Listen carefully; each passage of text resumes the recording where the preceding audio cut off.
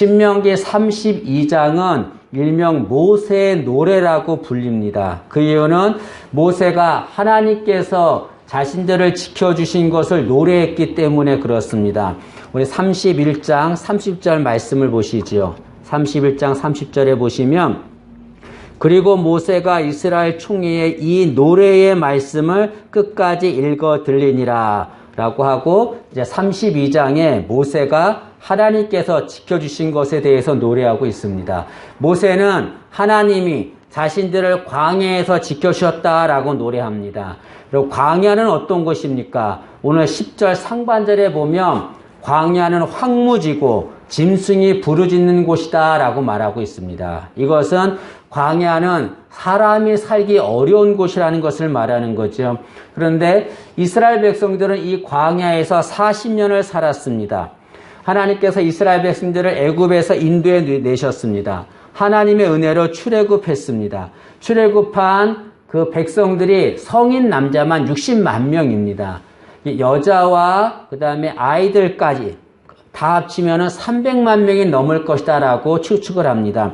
이 300만 명이 넘는 사람들이 40년 동안에 광야 생활을 했습니다. 그런데 이 황무지고 짐승이 부르짖는 그런 곳, 그런 황무지 같은 광야에서 이 300만 명이 되는 사람들은 한 명도 굶어 죽는 자가 없었습니다. 그리고 그들이 신는 신발도 헤어지지 않았다라고 말합니다. 신명기 29장 5절에 보면 주께서 40년 동안 너희를 광야에서 인도하게 하셨거니와 너희 몸의 옷이 낡아지지 아니하였고 너희 발의 신이 헤어지지 아니하였으며 40년 동안의 광야 생활했는데 굶어 죽는 사람이 한 명도 없었습니다. 신발도 헤어지지 않고 옷도 낡아지지 않았습니다. 어떻게 이런 일이 가능합니까?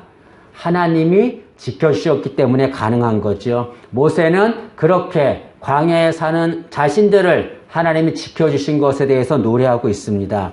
우리 인생도 광야와 같습니다.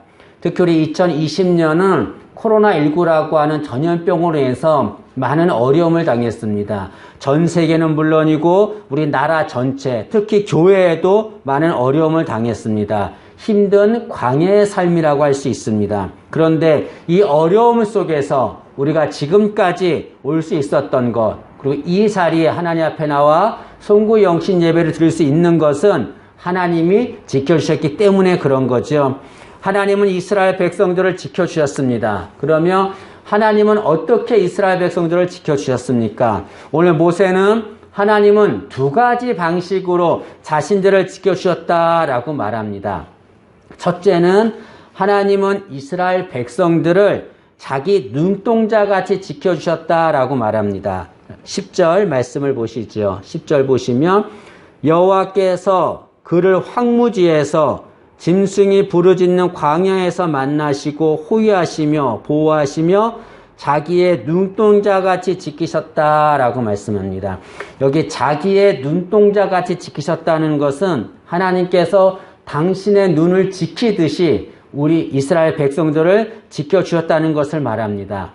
여러분, 눈동자는 우리 신체 중에서 가장 민감하고 중요한 곳입니다. 그래서 우리 속담에 눈이 보배라고 하는 말이 있습니다. 이것은 눈이 그만큼 중요하다는 것을 말하는 거죠.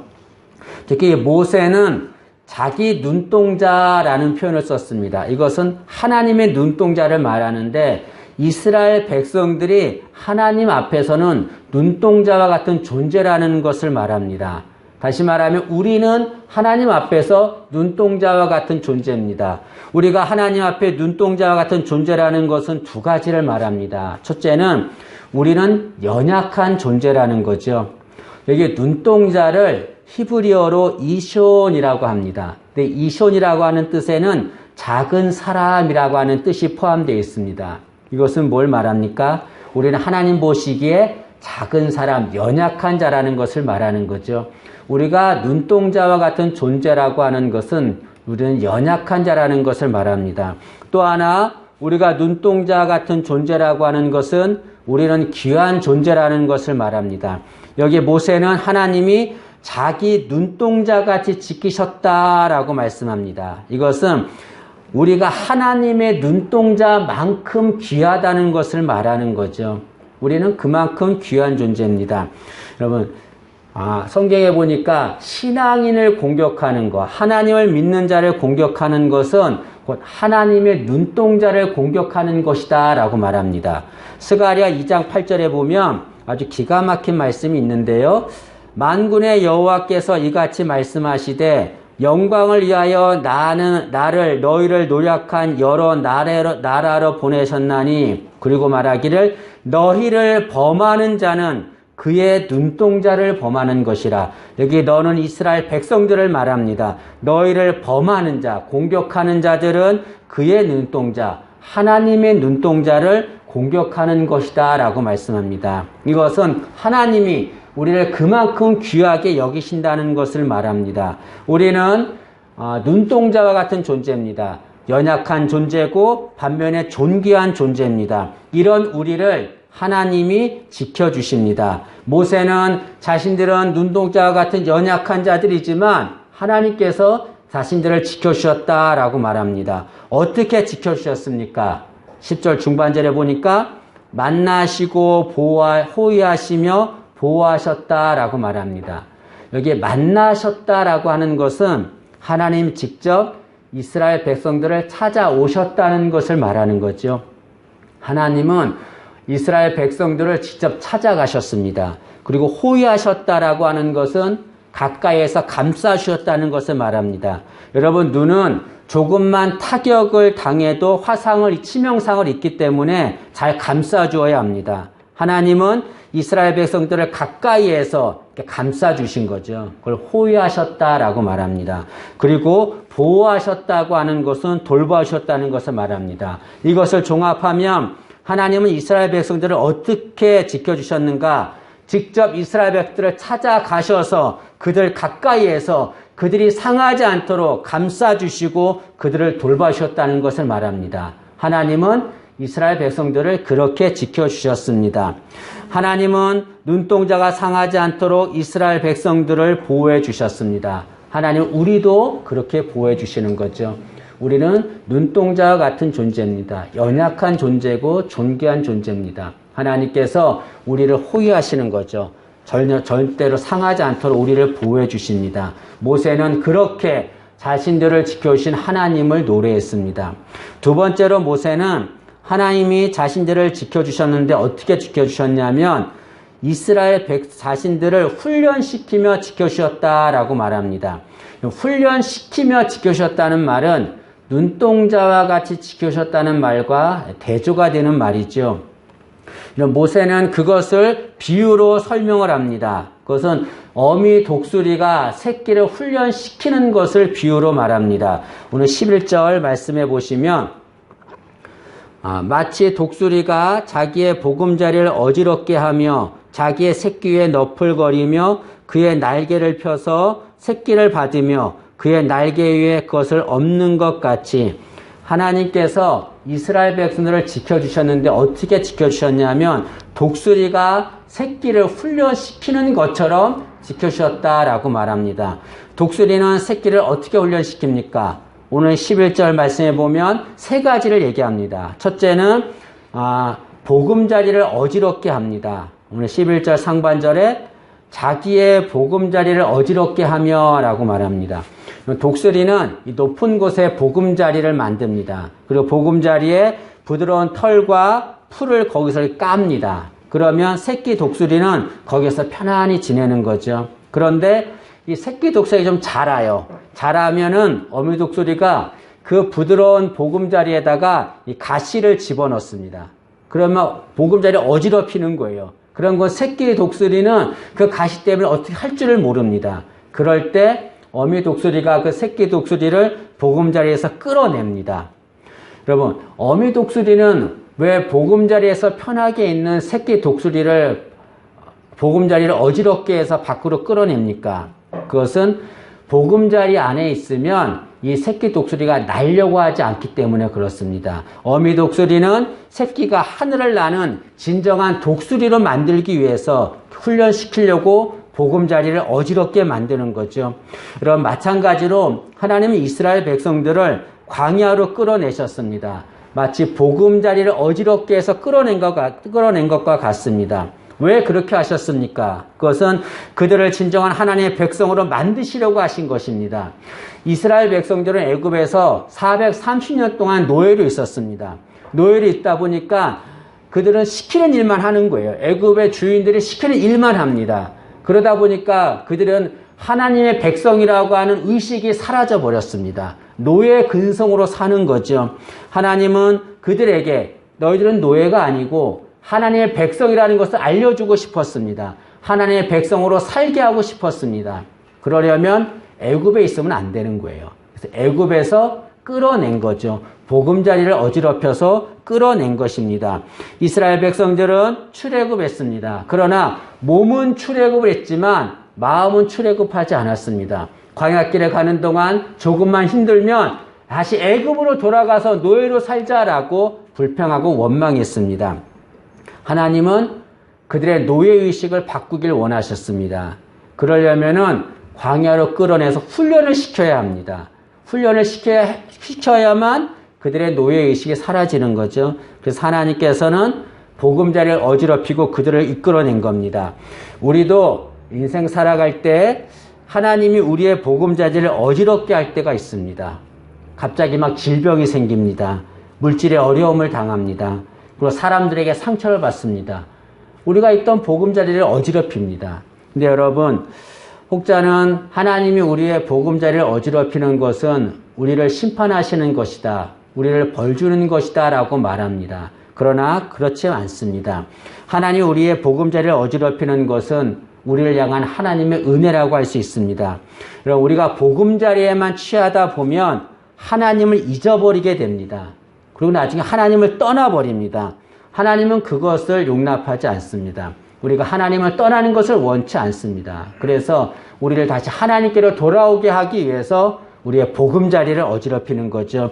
지금 나의 보금자리가 어지럽혀져 있다고 한다면 하나님이 우리를 부르시는 소리로 들어야 합니다. 그리고 하나님께 돌아가 하나님의 백성으로 살아야 될 줄로 믿습니다.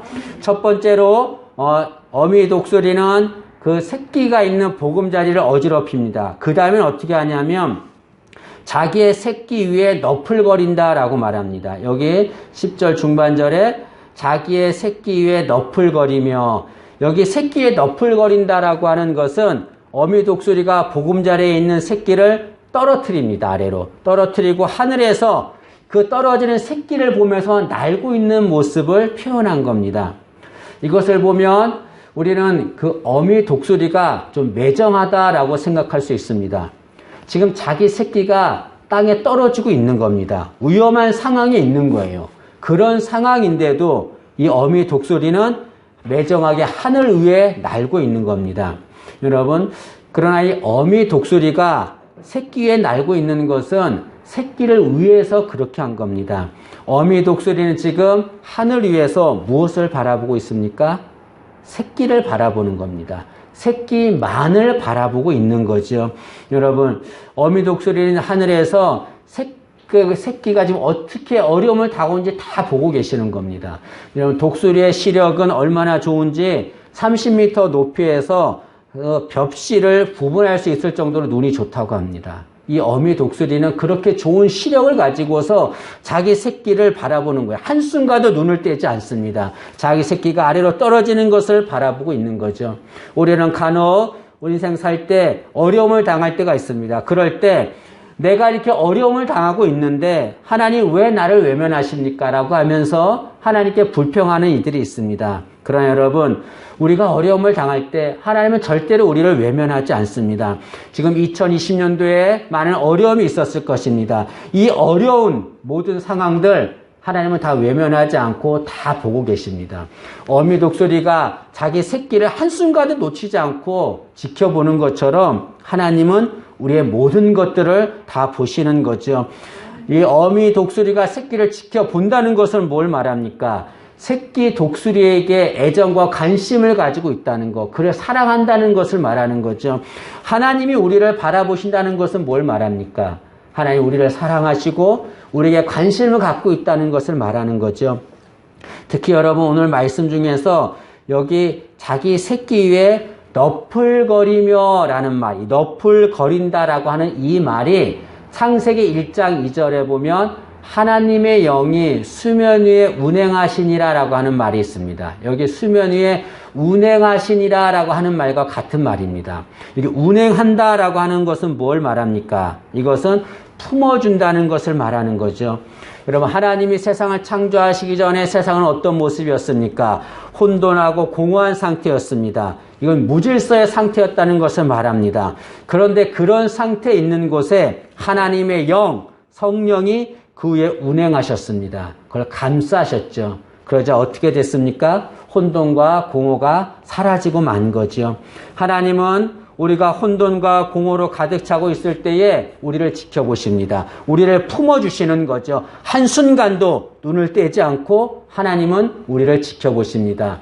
내가 어려움 당하고 있는 거, 내가 당하고 있는 상황과 환경, 하나님은 한순간도 놓치지 않고 다 바라보시는 거죠. 그리고 나서 이 어미 독수리는 어떻게 새끼를 훈련하냐면 그 새끼를 받습니다. 11절 하반절에 그의 날개를 펴서 새끼를 받으며 그의 날개 위에 그것을 엎는 것 같이, 이것은 새끼가 아래로 떨어져서 땅에 닿으려고 할 때에 어미 독수리가 날개로 자기 새끼를 받는 것을 표현한 것입니다. 여러분, 어미 독수리는 지금 하늘 위에서 자기 새끼가 떨어지는 것을 보고 있습니다. 근데 보는 것으로만 끝나지 않습니다. 어떻게 합니까? 자기 새끼 독수리가 땅에 떨어져서 다치려고 할 때에, 부딪히려고 할 때 그때 내려와서 날개로 자기 새끼를 받는 거죠. 이 어미 독수리는 자기 새끼 독수리가 절대로 부상당하게 하지 않습니다. 한순간도 부상당하지 않도록 바라보고 있다가, 지켜보고 있다가 그때 땅에 부딪힐 때 내려와서 자기 새끼 독수리를 날개로 품고 올라가는 거죠.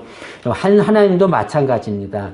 하나님도 한순간도 눈을 떼지 않고 우리를 바라보고 있습니다. 우리를 바라보고 있다가 우리가 정말 도움이 필요할 때에 하나님은 지체하지 않고 우리를 지켜주시는 거죠.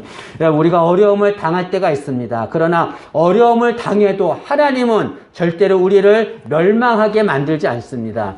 여러분, 새끼 독수리가 땅에 떨어져서 다치지 않도록 어미 독수리는 그 새끼 독수리를 항상 바라보고 지켜주는 거죠. 절대로 새끼 독수리는 어미 독수리가 있는 한 그는 땅에 부딪히지 않습니다. 마찬가지로 우리가 아무리 어려움을 당해도 하나님이 계시는 한 우리는 절대로 멸망당하지 않습니다. 시편 37편 23절과 24절은 이렇게 말합니다.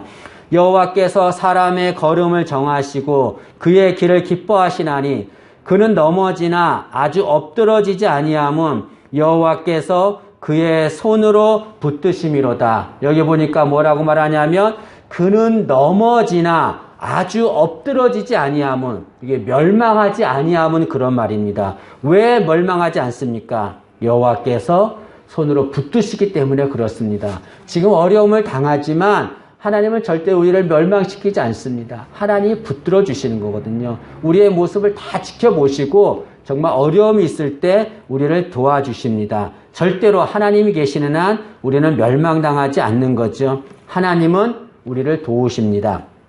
근데 중요한 것이 있어요. 중요한 것은 뭐냐면 하나님은 우리를 도우시지만 아무 때나 우리를 도우시지 않는다는 겁니다. 이것이 중요한 겁니다. 여러분, 혹자는 하나님, 제가 지금 정말 어려운 상황인데 왜 저를 도와주지 않습니까? 정말 하나님, 저는 도움이 필요한데 왜 도와주지 않습니까? 그 이유는 아직 때가 되지 않았기 때문에 그렇습니다. 여러분, 어미 독수리는 아무 때나 날개로 새끼를 받지 않습니다. 하늘에서 새끼를 보다가 정말 새끼에게 도움이 필요한 그 순간에 내려와서 자기 새끼를 도와주는 거죠. 마찬가지로 하나님도 우리를 도우실 때 우리는 지금 정말 도움이 필요한데 하나님이 도와주지 않습니다. 그건 우리 생각인 거죠. 하나님 보시기에는 아직 도움을 줄 때가 아닌 겁니다. 하나님은 우리에게 도움이 필요할 때, 가장 적절할 때에 그때 우리에게 도움을 주십니다. 때문에 지금 힘들고 어려운데 하나님이 도와주지 않는다고 하나님을 의심하거나 하나님께 불평해서는 안 됩니다. 하나님은 가장 정확한 때에 우리를 도와주시는 분이지요. 여기 독수리는, 어미 독수리는 새끼를 이렇게 훈련시킵니다. 보금자리를 어지럽히고 그를 땅에 떨어뜨립니다. 그리고 나서 땅에 닿을 때에 내려와서 그를 날개로 받아서 다시 올라갑니다. 이것을 계속 몇 번씩 훈련합니다. 이렇게 하면 새끼 독수리는 어떻게 되냐면 땅에 떨어질 때마다 살려고 날개를 계속 푸드덕거리는 거죠. 그걸 몇 번 훈련하다 보면 이 새끼 독수리는 자유롭게 날개짓을 하고 하늘을 날 수 있습니다. 그리고 이 독수리는 새들의 왕이 되는 거죠. 어미 독수리가 자기 새끼를 이렇게 훈련시키는 것은 미워서 하는 것이 아닙니다. 오히려 새끼를 사랑하기 때문에 그렇게 훈련을 하는 거죠. 마찬가지로 하나님이 우리를 훈련시키는 것은 우리가 미워서 훈련시키는 거 아닙니다. 우리를 사랑하기 때문에 우리를 훈련시켜 주는 거죠. 하나님께서 우리를 훈련시킬 때에 우리는 그 훈련에 대해서 의심하거나 불평해서는 안 되는 거죠. 모세는 하나님께서 자신들을 지켜주신 것을 노래했습니다. 자기의 눈동자같이 하나님 지키시는 것, 그리고 훈련을 통해서 자신들을 지켜주신 것을 노래했습니다. 그리고 모세는 말하기를 하나님이 혼자서 우리를 지켜주셨다라고 말합니다. 12절 말씀해 보시면 여호와께서 홀로 그를 인도하셨고 그와 함께한 다른 신이 없었도다. 여호와께서 홀로 인도하셨다는 것은 뭘 말합니까? 하나님만이 우리를 지키실 수 있는 분이라는 것을 말하는 거죠. 하나님만이 우리를 도우시고 지키실 수 있는 분입니다. 모세는 하나님이 자신을 도와주시고 지켜주신 것을 감사해서 노래하는 거죠. 여기 노래했다라고 하는 것은 찬양했다는 것을 말합니다. 여러분, 우리는 송구 영신 예배를 드리고 있습니다. 올 한 해 돌아보면 하나님께 너무나 많은 도우심과 은혜를 받았습니다. 하나님이 지켜주셨기 때문에 지금까지 왔습니다. 그렇다면 우리도 모세처럼 하나님이 우리를 지켜주셨다고 노래를 불러야 합니다. 그것이 우리가 부를 노래입니다. 모세가 하나님을 향해서 감사함으로 노래했던 것처럼 우리도 일생 동안에 우리를 지켜주신 하나님, 그 하나님께 감사하면서 노래를 부르는 우리가 되기를 간절히 소망합니다.